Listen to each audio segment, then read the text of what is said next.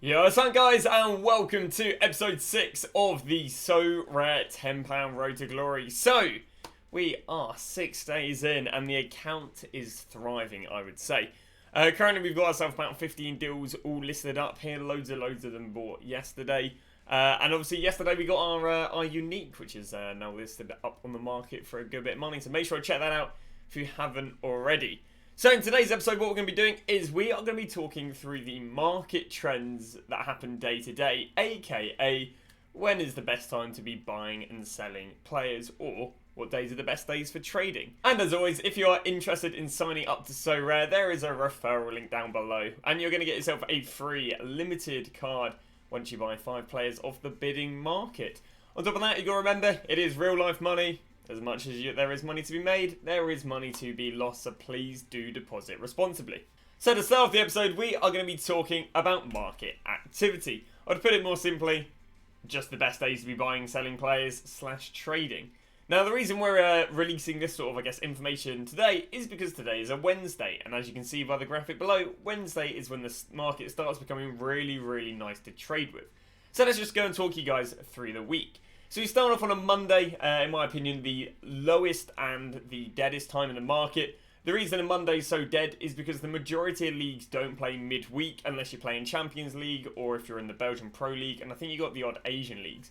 And as a result, the majority of players do not play this midweek. So they've just come off the back of watching lots of football on the Saturday and Sunday, got their SO5s on the weekend, and Monday comes and the market is a ghost town. There is no one buying really, there is no one selling, and there is no one accepting offers. I've been trading for about a month and a half now, and I had previously about £1,500 on my account, and on a Monday, literally I was getting about 3-4 sales of about 170 players. It is insane. The market is so quiet.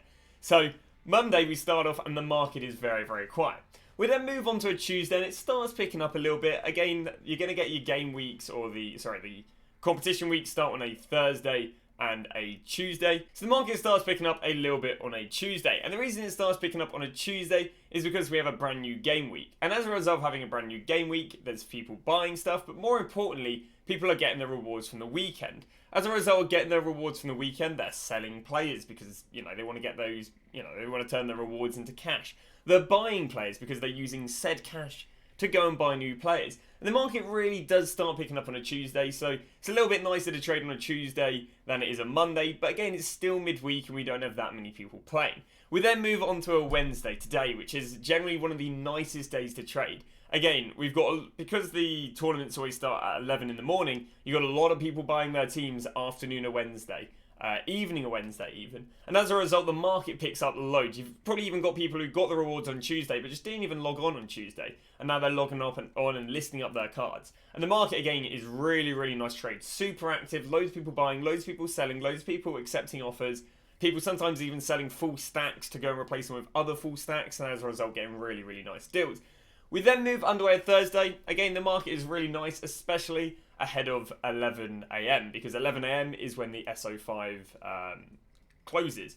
Well, so what is quite nice about that is once it's closed, there's a lot of people that are like, oh, it's closed now, well, that means my players aren't useful because I haven't submitted them, or I haven't maybe sold them in time when they're inflated. You actually get a few people panic selling stuff, or just giving you pretty decent deals because now the player doesn't have any use, because a lot of players only play on the weekend, especially a lot of the European leagues, and as a result, because they haven't submitted them in the SO5, that player isn't actually going to be useful until the following Thursday. And as a result, that means you get a lot of people just go, oh, I don't want to hold on to a card for 7 days, I just sell them off for cheap. And it allows there to be an opportunity again, for there to be some nice deals. So really nice trading pre 11 AM. Ideally, you're going to sell a lot of your cards before 11 AM. No panic selling, just you'll find that you'll get a lot more sales because people are building their SO5 teams. After 11, you're going to see quite a fair few people just sell stuff because they couldn't sell it in time, or they didn't submit their team in time. We then move on to Friday and Saturday. This is where the market is, again, really nice. Why? Well, people are off. People are off on a Friday, people are off on a Saturday. Really nice active market, loads and loads of people listing players, especially once someone's had a bad game, you're seeing people list them because, they had a bad game, or they had a dint, or maybe they're injured or so on. Again, not necessarily the nicest players to be picking up, the DNF players and the injured players, because as I'll show you later, the trends don't madly work in your favour for trading. But you'll see a lot more activity on the weekend just due to there being more players. We then get between a Friday and a Saturday. A Saturday and a Sunday. And this is when the market completely drops off. So even though there is, you'd imagine, a lot of people selling players because they're not playing as well. You've got a lot of people who are off because, people playing because it's the weekend. But what I think the reality is there actually aren't too many games on a Sunday in comparison to a Friday and a Saturday. And as a result, you don't have much selling off. And again, we start moving into midweek, and a lot of people don't play midweek. I can actually show you via a graph right here on SoRare data. What you see on this graph right here below us is midweek and week. It basically shows you how many people have submitted a team for each week. And what you'll be able to see is on the weekend, it's very high. Then, during the week, literally 3,000 less people submitting. On the weekend, very high. During the week, we're down to 9,000. On the weekend, 14,000. During the week, 9,000. Weekend, 13,000. And hopefully you get the point that during the week, not many people are playing, not many people are even submitting a lineup. And it really does reflect in the market because you're not seeing people buying and selling as much, and as a result, it's not as good for trading. And that's where it takes us from Saturday to Sunday, where the activity or the amount of buying and selling that happens in the market really starts dropping off. I think what basically happens is a lot of people play on the weekend, not touch it, and then come with Wednesday, Thursday, they'll go and set their lineup for the weekend. And they'll just generally not look at the game between Saturday, Sunday, and Monday, really. Which explains why there's the drop-off here. We then get to the biggest drop-off, which is between Sunday and Monday. Monday, again, as I said at the beginning, 30,000 people used to live here, now it's a ghost town. It is awful for trading. And it is because, again, no one is buying, no one is selling. It is an absolute ghost town, even on a high budget. So what you could do maybe here is try and get some deals, because, I say that, you can't even get deals. Like, it's not even like people are accepting offers because they're desperate to buy and sell stuff. It is generally an absolute ghost town when it comes to buying and selling things. So this is basically the activity, aka how easy it is to buy and sell players during the week. What I'm going to do now is cover the price of players during the week, but I'll be honest, it's a bit wishy-washy, this one. So now we're getting on to prices, and it's so wishy-washy, I'll be honest. I wouldn't really take this with any sort of strength compared to the market. The market activity I'm very confident on. This one it's not that I'm confident on, there's just too many variables. It could be that a player gets injured. It could be that they DMP'd last game and there's calls that they're not going to start the next game. It could be that another player in the position is injured. Now they're going to make the main team. There's so many variables that there really isn't a clear cut. Like, some teams might play during the week one week, and then the next week they'll play on the weekend, and as a result affect the price quite a lot. Might depend who they're playing against. It might depend if they got really hyped up for a previous match. There are just way too many variables for there really to be a graph, but I'll give you a graph right here. And this is the graph of someone who is playing on the weekend. Not a midweek player. Obviously, a very few players are playing midweek, so start to go off of the week. So what we get is we go from Monday to Tuesday. Monday, Tuesday should be pretty flat in prices. Obviously, again, it really depended how they did on the weekend. Maybe they crashed on the weekend and they'll start rebounding. Maybe they crashed and they're not showing any signs of starting the next game and they're down. Maybe they've DMP'd the last 4 weeks and they're going to DMP again. There's just so many variables that, I'll be honest, I wouldn't take the price graph with any value in comparison to the activity. But we'll say between a Monday and a Tuesday, they're going to start rebounding just off of maybe a bit of a sell-off on the weekend. Between Tuesday and Wednesday, they should also pick up a bit because you've got quite a lot of people building their lineups on a Wednesday ahead of the Thursday SO5 submitting. And then we get to Thursday when people, again, at least in the morning, it's going to rise. Because you've got people panic buying players, get that last player in their squad. And then you get to after 11 a.m. on a Thursday, and then you've got the people who are trying to capitalise on people panic selling, or just people who didn't sell fast enough to be like, oh, I've got a Lewandowski. Oh, this Lewandowski doesn't even play till next week. Oh, no one's even going to be interested in this card until next Wednesday. So I'm on Thursday. I know that Lewandowski is going to play until next weekend. Oh, no one's even going to be interested. So now I've got to hold on to him for a week. I don't really want to hold on to him for a week. Alright, I'll sell him off 300 quid cheaper than what I could have before 11 a.m. when people could submit their squads. And as a result, you do see a bit of a drop. I mean, this is more with the top tier players between a Thursday and a Friday because you've got the people who didn't sell the cards and they don't want to hold on to them for a week. Friday and Saturday should be very, very plateauing. A lot of people anticipating the games. And then you get to Saturday, which in this theory is going to be game day. And as I said, there's just so many variations. Maybe the player gets injured. Maybe the player was anticipated to have a great game and they drop a 20. Maybe the player was a very average player and they got an assist. Maybe the player was a very average player and they got 2 goals. Maybe the player was an extremely good player and he just got 1 goal, so he just rose a bit. The game, there really is insane. You know, I could show you 101 graphs of players banging or, you know, dropping as a result of them as 101 variables, really. So with prices, once again, it's really not as clear cut. Because sometimes even they'll drop on the Saturday and then there's so many people, let's say they're like a super popular player who injured themselves. They're not going to stop dropping on the Saturday, they'll drop on the Monday, then they'll probably even go and drop on the Tuesday. Whereas maybe if it's just someone who's had a previously good game and they dropped a little bit, maybe we'd expect them more to rebound because, in all fairness, they're going to start the next game, it's just they had an off game. So, as I say, there are 101 variables. Sadly, I can't really give you a flat answer, but that's because I'd just be lying to you and making very inaccurate content. So, with market activity, again, very, very confident on this graph. You know, this is more to help you guys with trading. In terms of there being a best day to buy stuff, there's probably, I'd say maybe a best day to try and bargain with people would maybe between like a Monday and a Wednesday.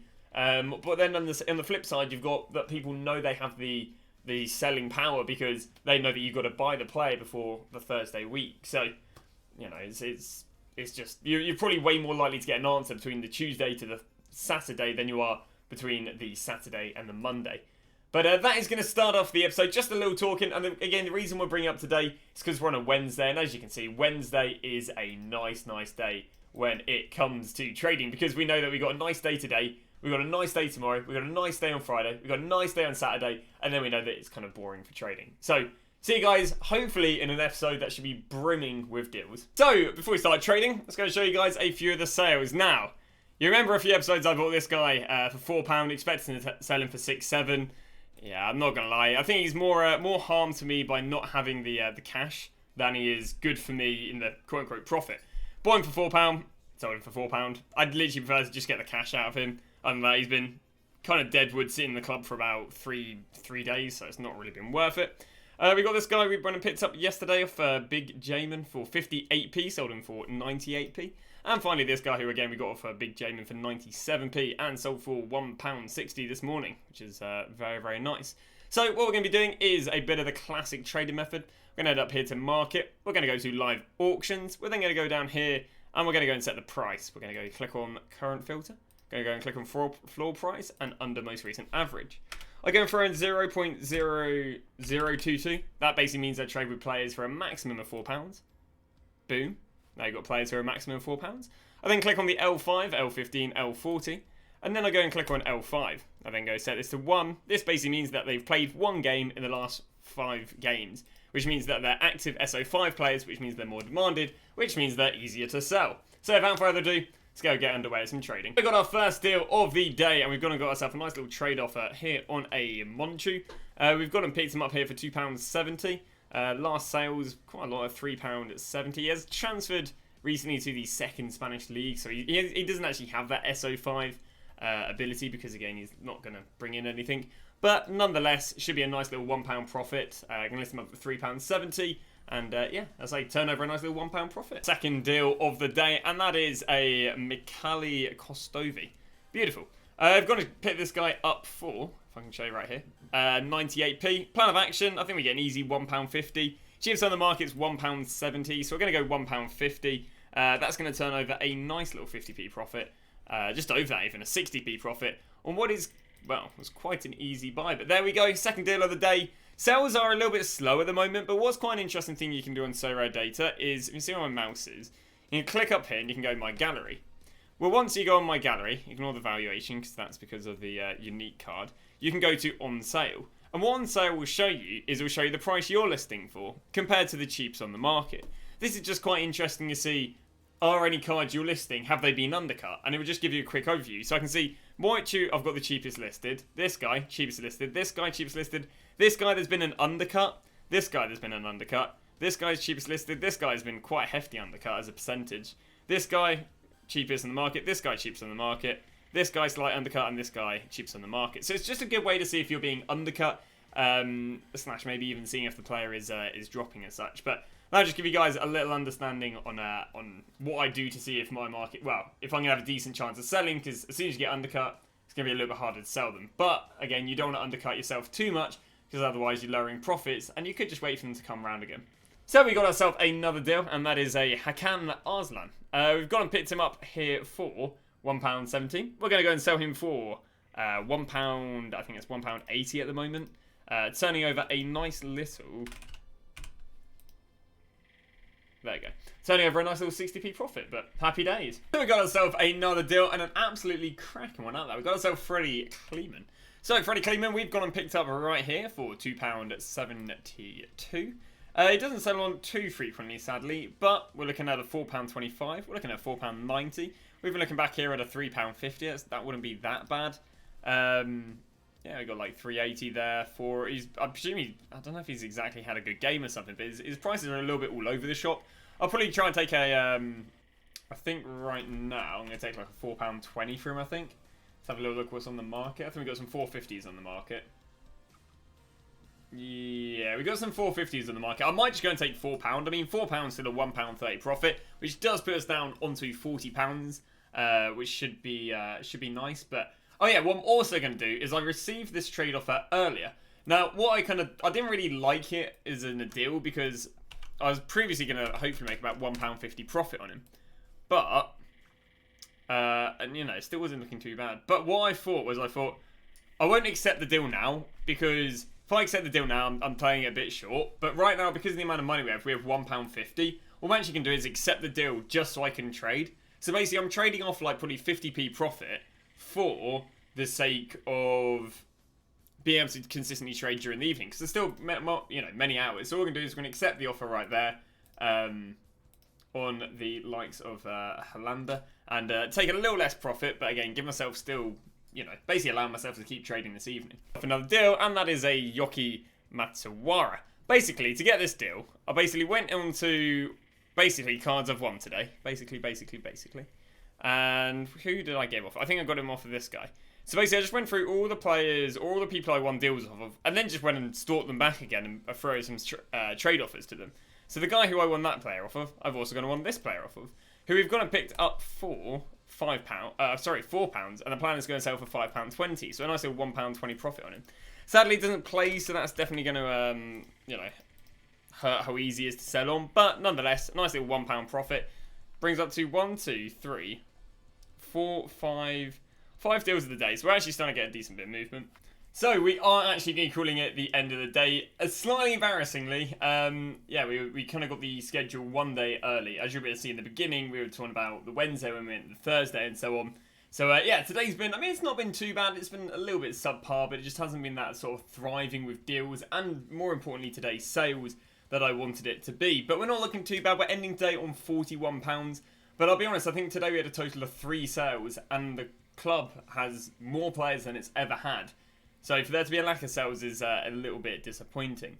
The reason for that potentially is because of the Champions League games, and there's a lack of people playing it this evening with the Champions League games. But we got ourselves 1, 2, 3, 4, 5, 6, 7, 8, 9, 10, 11, 12, 13, 14 cards selling on. So hopefully we'll be able to pick up the sales tomorrow. That is going to call it a day for today. Tomorrow's episode, what I'm going to do is I'm going to cover how to basically be able to have a higher win rate when it comes to sending out transfer offers, and get a lot of you guys saying, I'm sending over transfer offers, but a lot are getting rejected. So what I'm going to do is I'm going to give you guys a few more tips and tricks in how I increase the percentage chance of winning these transfer offers, and really just try and save as much time as possible. But thanks for watching today's episode. See you guys tomorrow with a brand new episode.